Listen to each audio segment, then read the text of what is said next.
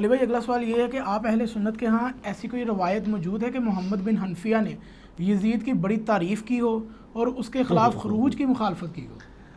ہاں جی، ایک روایت ہے وہ جو ناسبیوں نے بھی نکالی ہوئی تھی.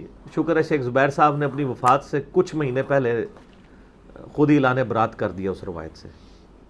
یہ روایت حدیث کی کتابوں میں نہیں ہے، یہ البدایہ والنہایہ کتاب ہے تاریخ کی. یہ نام ہے تاریخ ابن کثیر کا عربی میں، البدایہ والنہایہ، المشہور تاریخ ابن کثیر. جیسے وہ شرح مانی الاثار کا نام ہے طحاوی شریف، نام تو اس کا وہ تھا نا. بلکہ ایون بخاری شریف کا نام بھی صحیح بخاری نہیں ہے، الجامع الصحیح ہے امام بخاری نے نام رکھا، پھر بعد میں صحیح بخاری پڑھ گیا. تو یہ تاریخ ابن کثیر میں ایک روایت ہے اور بے سند ہے. ابن کثیر 774 ہجری میں فوت ہوئے ہیں. 700 سال کا انہوں نے سمندر عبور نہیں کیا کہ روایت لی کہاں سے انہوں نے. تو لیکن یہ روایت اگر کوئی صحیح بھی مان لیتا ہے نا منقطع ہونے کے باوجود، تو وہ ان کے گاٹے فٹ ہو جائے گی. شیخ زبیر صاحب کا الحدیث رسالہ 107، اس میں انہوں نے ایک ہیڈنگ بنائی ہے، کیا یزید شرابی تھا؟ تو انہوں نے ثابت کیا کہ بھئی یزید کو شرابی کہنے والی حدیث جو ہے نا، یہ جو روایت ہے وہ کمزور ہے، اور وہ روایت یہی والی ہے. لیکن ناسبی آدھی روایت پیش کرتے ہیں، اس کے آگے تو اور کچھ بھی لکھا ہوا ہے. وہ یہ ہے کہ عبداللہ ابن مطیع صحابی ہیں، جید اصحاب میں سے. نبی الاسلام نے ان کو اپنے مبارک ہاتھوں سے گھٹی دی ہوئی ہے، جونیئر صحابہ میں سے.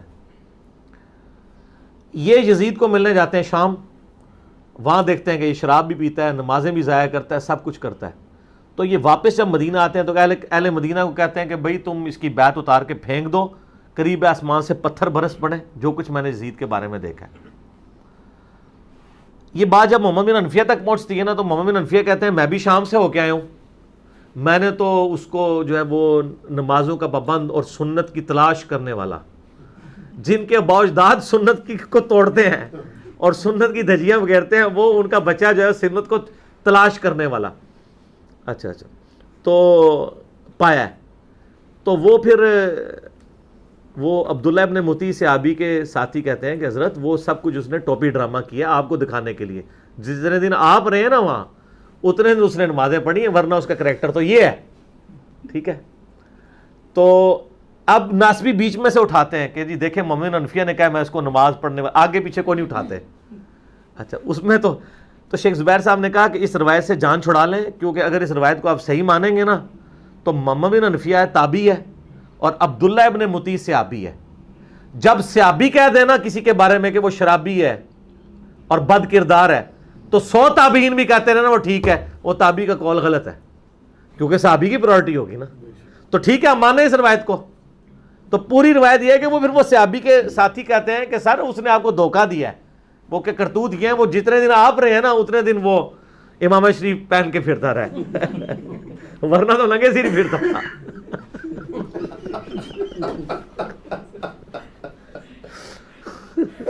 آپ کو دیکھ کے اس نے امامہ شریف باندھ کے نمازیں پڑھی ہے، ورنہ لگے سر پڑتا تھا پہلے. یعنی میں آج کے دور کے اعتبار سے بات کر رہا ہوں. ٹھیک ہو گیا. تو یہ پوری روایت مان لیں تو ٹھیک ہے، لیں روایت. جو چیز بھی کریں گے آدھی بیان کریں گے، تو اس کے بعد یہ کہیں گے نہیں وہ ٹھیک ہے، شیخ زبیر صاحب کے موقف ٹھیک ہے کہ روایت ہی مردود ہے. ٹھیک ہو گیا جی. آندہ محمد بن حنفیہ نہ لے تھوڑی چمڑی لے جانی ہے. آپ نے کہنا کہ جناب پگڑی پا کے نماز پڑھیا کرو، پڑھیا کرو. اچھا علی بھائی اگلا سوال یہ ہے کہ جی آپ اہل سنت کے علماء میں اکثر یہ بیان کرتے ہیں کہ سیدنا امام حسین علیہ السلام نے کربلا میں 3 شرطیں رکھی تھی. کیا یہ موقف واقعی درست ہے؟ اور اسے مفتی سے لے کے نا عام مولوی تک بھی اسے نا ضرور بیان کرتے ہیں. یہاں تک کہ ایک اہل حدیث عالم نے یہ الفاظ بھی بیان کیے کہ کوئی مائیکا لال یہ ثابت کرے کہ حسین شام کے روٹ پہ کیوں چڑھے. ہاں جی ہاں جی. وہ یہ جو ان کا طریقہ واردات ہے نا، یہ جو روٹ شوٹ والا ہے نا، یہ سارا یہ محمود احمد عباسی جو منکرین حدیث جو امام بخاری کو گدھا کہا کرتا تھا نعوذ باللہ، یہ اس نے یہ سارے نقشے بنائے ہوئے ہیں. ان کے نقشے تو ہم نے بہت عرصہ پہلے ہی ٹھپ کر دیے ہیں. میں دوبارہ ان ڈیٹیلز میں نہیں پڑھتا. میں صرف یہ جو آپ نے اسپیسیفکلی سوال کیا نا سیدنا حسین ابن علی کے حوالے سے 3 شرائط والا، اس کے اوپر بتا دوں کہ ان کو کہیں کہ وہ چھوڑا وہ کریں جو سنبھالی بھی جائے. اگر حضرت حسین علیہ السلام راضی تھے 3 میں سے ایک شرط کے اوپر. تو سر اس سے بڑی تو کوئی خوش نصیبی نہیں تھی آل امیہ کی, کیونکہ حضرت حسین کو بیعت کروانے کے اوپر ہی کوششیں ہو رہی تھی نا. تو جب وہ خود کہہ رہے ہیں کہ مجھے شام جانے دو, میں یزید کے ہاتھ میں ہاتھ دے دوں, تو بڑی اچھی بات تھی. ابن زیاد اس وقت, میں آپ کو گارنٹی دیتا ہوں یزید کے بیعت پہ, ابن زیاد اگر یہ خط لکھ دیتا نا کہ یزید صاحب آپ کے ابا جان جس حسین سے 4 سال تک ٹل لگا کے بیعت آپ اپنی زندگی میں آپ کے لیے نہیں لے سکے نا, دیکھیں میں آپ کا ایسا گورنر ہوں کہ آپ کے ابے کے نامکمل مشن کی تکمیل میں نے کر دی ہے. تو یقین کریں اس سے 2-4 اور صوبوں کی گورنری مل جانی تھی. یہ اتنی بڑی کہانی تھی. تو کہانی میں آپ دیکھا کریں کہ لوگ سمجھدار لوگ بھی ہیں جو چور کی لنگوٹی بھی پکڑ لیتے ہیں. یہاں تو آپ نے لنگوٹا ہی بہت بڑا چھوڑ دیا ہے. پہلی انہوں نے شرط لکھی کہ مجھے میں ہاتھ میں ہاتھ دوں, اگر وہاں نہیں جانے دیتے مجھے مدینہ شریف واپس جانے دو. وہ بھی بہت اچھا تھا. بھائی نعمان ابن بشیر کو رضی اللہ تعالیٰ عنہ کوفی کی گورنری سے یزید نے کیوں اٹھایا تھا؟ کیونکہ اس کو پتا چلا تھا کہ حضرت حسین ابن علی کو سلمان ابن سرد صحابی نے بلایا یہاں پہ, اور نعمان ابن بشیر حضرت حسین کا بڑا احترام کرتے تھے, وہ صحابی تھے, اگرچہ وہ حضرت معاویہ کی پارٹی میں تھے لیکن اہل بیت کا بھی احترام کرتے تھے. تو اس کو پتا تھا کہ اگر ان کے ہوتے ہوئے حضرت حسین آگے تو یہ تو مطلب میرے کہنے پہ ان کے ساتھ سخت رویہ نہیں کرے گا, اسی لیے اس کو اٹھا کے ابن زیاد کو گورنر بنایا گیا تھا نا. ٹھیک ہے نا, کہ حضرت حسین کو ٹیکل کرنا ہے. تو اس سے تو اچھی بڑا بات تھی کہ حسین واپس ہی چلا جاتا. تو ابن زیاد یہ بھی کہہ سکتا تھا کہ سر دیکھیں میں نے اس کو کتنی شرط منوائی ہے, آپ نے مجھے گورنر لگایا تھا کہ حسین کے ساتھ, میں دیکھو انہوں ایسا ڈرایا واپس جا رہا جائے, تسی ڈرے سو, آپ ڈرے ہوئے تھے کہ وہ یہاں آ کے نعمان ابن بشیر بھی اس کے ساتھ لینیٹ ہوگا تو یہاں پہ وہ گڑبڑ کریں گے اور یعنی قیام پہ لوگوں کو آمادہ کریں گے, جس کو یہ خروج کہتے ہیں. تو میں نے دیکھے ان کو, وہ کہہ رہے ہیں میں واپس بھی چلا جاتا ہوں, اور کیا چاہیے تھا. اور تیسری شرط, مجھے کسی اسلامی مملکت کے یعنی وہ آپ سرحد پہ بھیج دیں, میں جا کے قتال کرتا ہوں. یہ کچھ بھی نہیں تھا. اس کے لیے تو آئے نہیں تھے, 20 بچوں کو ساتھ لے کے آئے تھے. ظاہر ہے کہ حضرت علی کے چاہنے والے تھے کوفہ میں, حضرت حسین علیہ السلام چاہتے تھے میں کچھ عرصہ وہاں پہ گزاروں, پھر وہاں سے پیسیولی ایک دعوت لانچ کروں, اور یعنی حکومت کے خلاف ظاہر ہے وہ قیام ہی کرنا چاہتے تھے. لڑائی کے لیے نہیں آئے تھے, ایک مین پاور تیار کرنے کے لیے آئے تھے. لڑائی کے لیے آتے تو وہ میدان جنگ والا ان کے ساتھ معاملات ہوتے. وہ تو بلکہ ان کے پاس جو آتے بھی تھے وہ کہتے تھے میں ایک مشکل راہ پہ جا رہا ہوں, دیکھ لو اگر تم نے چلنا ہے تو چلو, اور ادروائز پھر تم ابھی علیحدہ ہو جاؤ. تو یہ تینوں شرائط والی بات فی نفسی غلط ہے. اور یہ کتاب ہے انصاب الاشراف میں سے. انصاب الاشراف جو ہے وہ امام بلازری المتوفا 289 ہجری کی کتاب ہے, جو پہلے 300 سال کے محدثین میں سے ہیں, لیکن اس کتاب کی صحت کے اوپر اتفاق نہیں ہے. شیخ زبیر لزئی صاحب تو اپنی وفات سے پہلے اپنے رسالے میں اعلان برات کر گئے اس کتاب سے, کیونکہ ان کا موقف یہ تھا کہ اس کتاب کے اندر صرف آپ کو آل امیہ کو بچانے کے لیے روایتیں نہیں ملیں گی, بلکہ اس روایت میں تو حضرت معاویہ کو بچانا بھی مشکل ہو جائے گا. میں اصول برکت کے لیے آپ کو صرف ایک روایت بتا دیتا ہوں جو بلازری نے اپنی کتاب کے اندر لکھی ہوئی ہے, اور ایون مسند البزار میں بھی موجود ہے. ٹھیک ہے, کہ نبی علیہ السلام نے فرمایا, ایک صحابی کہتے ہیں کہ نبی علیہ السلام کے سامنے سے ایک اونٹ گزر رہا تھا, تو نبی علیہ السلام نے فرمایا اس اونٹ پر بیٹھے ہوئے پہ بھی لعنت, اس کے ہانکنے والے پہ بھی لعنت, اور اس کی مہار پکڑنے والے پہ بھی لعنت. ٹھیک ہے, اب مسند البزار میں ان تینوں کے نام نہیں, بس اتنی روایت لکھی ہے, اور یہ روایت مجموع الزوائد میں امام حیثمی ابن حجر اسقلانی کے استاد نے بھی لکھی ہے. میں ان اماموں سے پوچھتا ہوں یہ آپ نے دین کی کون سی خدمت کی ہے یہ روایت لکھ کے, کہ آپ کتاب یہ روایت یہ لکھ رہے ہیں کہ اونٹ پہ بیٹھے ہوئے پہ بھی لعنت, ہانکنے والے پہ بھی لعنت, اور اس کی مہار پکڑنے والے پہ بھی لعنت, اور حدیث ختم. بتائیں نا کون ہے وہ بندہ, تو چھوڑ, تو بلازری نے بتا دیا نا کون ہے. ٹھیک ہے, تو ہم کوڈ ورڈ میں آپ کو بتا دیتے ہیں. وہ اونٹ کے اوپر امیر شام کے والد محترم بیٹھے ہوئے تھے, اور اونٹ کو ہانکنے والے جو ہیں وہ امیر شام خود تھے, اور مہار پکڑنے والے امیر شام کے ایک بھائی تھے. تو یہ بلازری نے لکھا ہے, تو آپ ٹھیک لے لیں بلازری سے, یہ اور بھی بہت کچھ لکھا ہے اس نے. تو شیخ زبیر صاحب جو ہے نا پھر اس لیے کہتے تھے کہ اگر بلازری کی کتاب انصاب الاشراف سے اس طرح روایتیں لینا شروع کر دیں گے نا ہم, تو ہمیں پھر ابھی تک تو ہم کا دفاع صحابیت کی وجہ سے کر رہے ہیں, پھر معاملات کچھ اور نکلنے شروع ہو جائیں گے. ٹھیک ہے نا. تو وہ جو ایک رافضی بیٹھا ہوا ہے امریکہ کے اندر, کیا نام ہے اس کا, نہیں وہ نہیں, حسن اللہ یاری, ہاں تو اس کی آپ ذرا ویڈیوز دیکھیں نا, وہ یہی ساری روایتیں بلازری سے ہی لا کے دکھا رہا ہے نا, اور وہ اہل سنت کے ائمہ کا مذاق اڑا رہا ہے نا. مجھے لوگ کہتے ہیں حسن اللہ ریاضی کو جواب دو, میں کیا جواب دوں اس کو؟ ٹھیک ہے, میں جواب دوں گا تو آپ میرے پر 295C لگائیں گے. آپ لوگ جواب دینا. لوگوں سے لاکھوں روپے چندہ آپ لوگ لیتے ہیں, ٹھیک ہے جی, دین کی خدمت کے نام کے اوپر پوری قوم کو آپ نے آگے لگایا ہوا ہے. تو جب آپ کے اوپر اہل سنت کے منہج پہ کوئی حملہ ہوتا ہے تو مجھے کہتے ہیں آپ جواب دیں. جواب بھی آپ دیں نا, بتائیں آ کے. تو یہ سب فراڈ ہے. بلازری والی آندہ کبھی بیان بھی نہ کرنا, یہ 3 شرائط والی. اس کتاب سے ہی جان چھڑا لو تو زیادہ بہتر ہے, ٹھیک ہے. تو یہ کتاب فراڈ ہے. اس کے علاوہ تاریخ دمشق میں بھی باقی جگہوں میں موجود ہے. شیخ زبیر صاحب نے اپنی کتاب جو فضائل صحابہ میں نا یہ روایت لکھ کے نا انہوں نے لکھا کہ حلال بن یصاف تک اس کی سند صحیح ہے. حلال بن یصاف کا واقعہ کربلا میں ہونا ثابت نہیں ہے. اس زمانے کا آدمی ضرور ہے وہ, لیکن انہوں نے اپنی جان چھڑائی. انہوں نے لکھا کہ سند اس کی صحیح ہے الا حلال بن یصاف, اور یہ ان کا پرانا موقف تھا. بعد میں تو انہوں نے مرنے سے کچھ مہینے پہلے الحدیث رسالے میں لکھ دیا کہ انصاب الاشراف کا اپنے مصنف سے ہونا ہی ثابت نہیں ہے. لہٰذا تو وہ اب میں مکتبہ اسلامیہ سے کہوں گا سر وہ فضائل صحابہ میں جو آپ نے یہ کہانی لکھی ہے نا 3 شرائط والی حضرت حسین کے چیپٹر میں, وہ کاٹ دو. وہ تو شیخ زبیر صاحب وفات وقت توبہ کر چکے تھے, اون تک چھاپ رہے ہو, نکال دیں وہ. ٹھیک ہو گیا جی. اگلا سوال علی بھائی یہ ہے کہ آپ اہل سنت کی کتب میں کیا یہ موجود ہے کہ حضرت عبداللہ ابن عمر رضی اللہ تعالیٰ عنہ نے خود بھی یزید کی بیعت کی اور لوگوں کو بھی بیعت توڑنے سے روکتے تھے؟ ہاں جی, حدیث ہے, بخاری میں بھی ہے, مسلم میں تھوڑی ڈیٹیل کے ساتھ ہے. جب واقعہ حرہ کے موقع پر یعنی اس سے پہلے یعنی لوگ یزید کی بیعت توڑ رہے تھے, اسی کی وجہ سے واقعہ حرہ ہوا نا. جب حضرت حسین ابن علی کو شہید کر دیا گیا تو پھر لوگوں نے کہا کہ اب اس مردود کی بیعت کیا ہم نے رکھنی ہے, تو انہوں نے بیعت توڑ کے پھینک دی. تو وہ بغاوت کو شمار کیا گیا. پھر یزید نے جو ہے وہ فوج بھیجی, 3 دن کے لیے مدینہ حلال کیا گیا, اور جو کچھ ہوا وہ اب ایک تلخ داستان ہے. اسے واقعہ حرہ کہتے ہیں. واقعہ حرہ کا ذکر بخاری مسلم میں موجود ہے.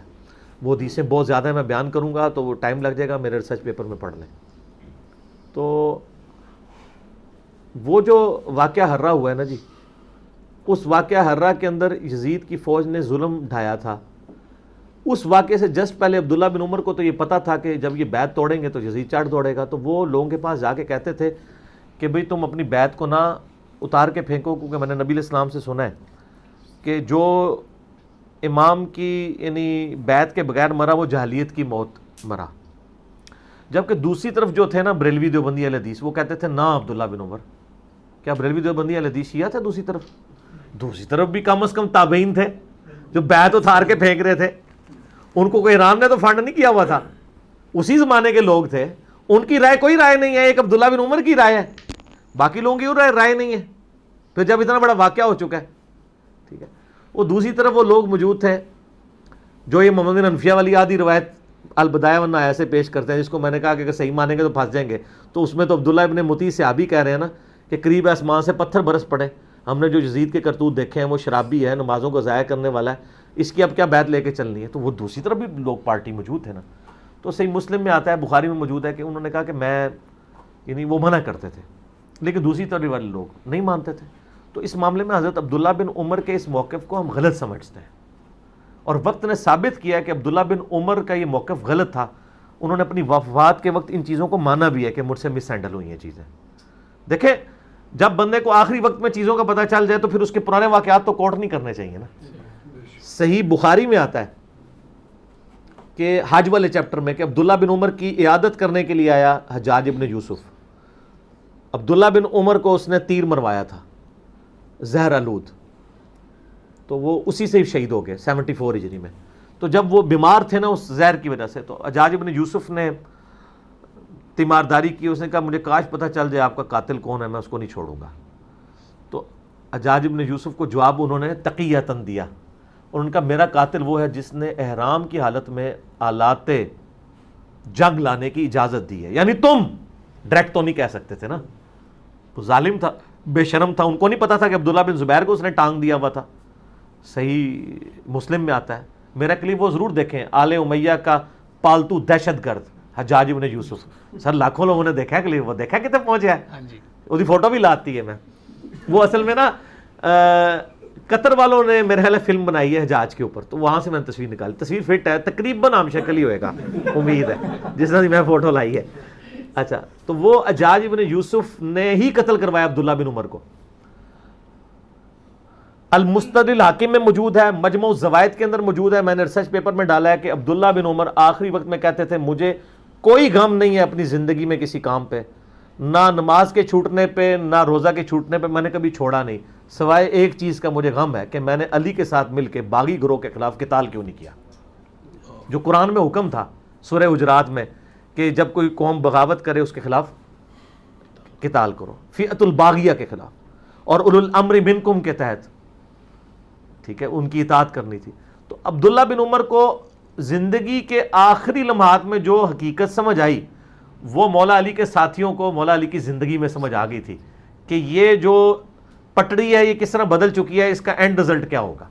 تو جب عبداللہ بن عمر کو آخری وقت میں یہ بات سمجھ آ گئی اور وہ افسوس کرتے تھے اس بات کے اوپر, تو اب پرانی ساری باتیں ان کی منسوخ ہو گئی. ان کو پیش نہ کیا کریں سر, ہمیں لوگ ناسبی میسج کر رہے ہوتے تھے جب جن زمانوں میں ہمارے موبائل بھی ہم یوز کرتے تھے, اور کہتے تھے جی یہ حدیثیں بھی تو بیان کریں نا کہ عبداللہ بن عمر لوگوں کو بیعت توڑنے سے روکتے تھے. سر ہم نے بیان کی ہیں, پہلے بھی کرتے تھے, لیکن بتائیں یہ منسوخ ہو چکی ہیں, ٹھیک ہے نا. یہ اسی طریقے سے ہے کہ آپ جو ہے نا وہ ناسخ و منسوخ والے معاملات میں ہمیں کہیں کہ آپ وہ حدیث کیوں نہیں بیان کرتے صحیح مسلم کی کہ نبی علیہ السلام نے بکری کا گوشت کھایا اس کے بعد وضو کیا. تو سر حدیث ہم اس وقت بیان کرتے ہیں جب ضرورت ہوگی, کیونکہ ہمیں پتہ ہے کہ اب بکری کا گوشت کھانے سے وضو نہیں ٹوٹتا, وہ تو منسوخ ہو چکی ہوئی یہ بات. تو اگر آپ چاہیں گے تو ہم بیان کر دیں گے, اس کے بعد بتائیں گے اس سے اگلی حدیث ہے کہ نبی علیہ السلام نے پھر غزوہ تبوک کے موقع پر ایک وضو سے کئی نمازیں بھی پڑھی اور گوشت بھی کھایا اور آگ پہ پکی ہوئی چیز بھی کھائی اور اس کے بعد وضو کا اعادہ نہیں کیا. تو ٹھیک ہے, وہ ایک ہسٹوریکل انٹرسٹ ضرور ہے, لیکن رزلٹ نہیں اس سے نکلے گا, رزلٹ انہی چیزوں سے نکلے گا جو ہم بتا رہے ہیں. دوسرا, عبداللہ بن عمر اپنی زندگی میں چونکہ پیسے مزاج رہے ہیں, موت کے وقت تو انسان ایکٹیو مزاج ہو جاتا ہے. صحیح مسلم میں ایک حدیث ہے نا کہ وہ ایک صحابی کے موت کا وقت جب قریب آیا اس وقت انہوں نے اپنی زبان کھولی تھی, جب ابن زیاد ان کی عیادت کے لیے آیا, میں نے ریسرچ پیپر میں ڈالا ہے. تو انہوں نے کہا تھا یاد رکھنا میں نے نبی علیہ السلام سے یہ بات سنی تھی کہ بدترین چرواہا وہ ہے کہ جو حکمران ہو اور وہ اپنی رعایا کے ساتھ ظلم کرے, ٹھیک ہے. اور اس میں آپ مسلم کے طریق دیکھیں نا تو وہ کہتے ہیں وہ حالت نزع میں تھے, اپنی زندگی میں انہوں نے یہ کبھی حدیث بیان نہیں کی تھی. اور اس میں راوی کہتا ہے کہ وہ حدیث بیان کرتے ہوئے صحابی کہتے ہیں اگر مجھے یقین ہوتا نا کہ میں بچ جاؤں گا اس مرض میں تو میں یہ حدیث بھی تم سے نہ بیان کرتا. تو سر حسین پھر کون ماں جمے, تو اسی کہتے ہیں حسین, وہ صحابی کہتے ہیں اگر مجھے یہ یقین ہونا میں اس بیماری سے بچ جاؤں گا تو ابن زیاد میں تجھے یہ حدیث بھی نہ سناتا, لیکن مجھے پتا ہے اب تو موت میرے سامنے ہے تو اب مجھے کوئی ڈر نہیں رہا. تو سن کہ نبی علیہ السلام فرمایا تھا بدترین چرواہا وہ ہے جو حکمران چرواہا ہو. وہ ابن زیاد کو غصہ آ گیا, اس نے کہا تو محمد کے صاحب کا بوسا ہے, ٹھیک ہے نا. اس کا ترجمہ ہی بریلویوں نے چینج کر دیا ہوا ہے, اور انہوں نے بڑے احترام سے ابن زیاد فرمانے لگے آپ تو صحابہ کرام کی باقیات ہیں, یہ ترجمہ کر دیا ہے. مجھے بڑا دکھ, اچھا مجھے نہیں پتا تھا کہ بریلوی یہ حرکت کریں گے, جو بندی علیہ حدیث نے صحیح ترجمہ کیا ہوا ہے تو وہ یہ ترجمہ کرتے باقیات ہیں. اس نے کہا بوسا ہے, کیونکہ اس کے آگے الفاظ ہیں, بڑے غصے میں ہیں. ان کا بوسے ہم لوگ نہیں, بوسے تو تم لوگ ہو جو باقی بچ گئے ہو. تو اس کا مطلب انہوں نے اپنے زیاد کو صحابی کہہ دیا نا, پھر اس صحابی نے وہ یہ مکاری جب کرتے ہیں نا تو وہ پکڑی جاتی ہے.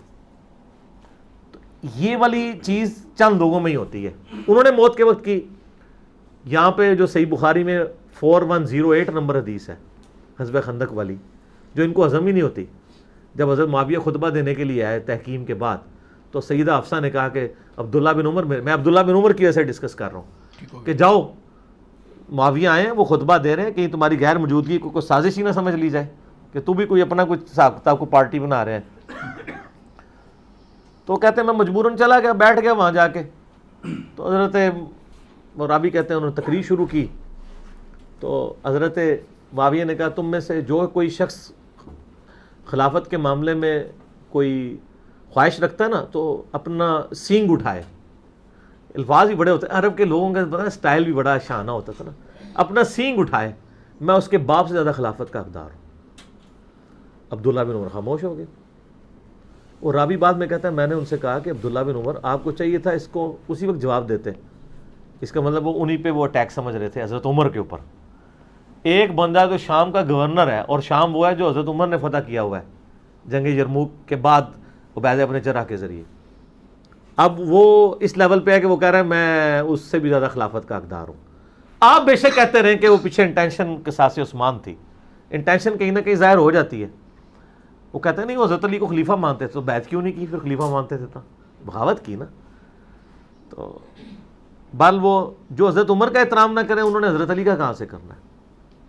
نیچرل ہے. جو بڑی شخصیت کا احترام نہ کرے تو ان سے چھوٹی کو کیا کریں گے. تو وہ حبیب بن مسلمہ کہتے ہیں کہ میں نے کہا عبداللہ بن عمر سے جب مجمع چھٹ گیا کہ آپ کو چاہیے تھا معاویہ کو ادھر ہی جواب دیتے. ان کا میں نے ارادہ کیا میں اپنی گوٹ کھولوں یوں کر کے بیٹھے ہوئے تھے اور میں اس کو جواب دوں کہ تجھ سے زیادہ خلافت کا حقدار وہ ہے جس نے تجھے اور تیرے باپ کو اسلام کی خاطر مارا ہوا ہے.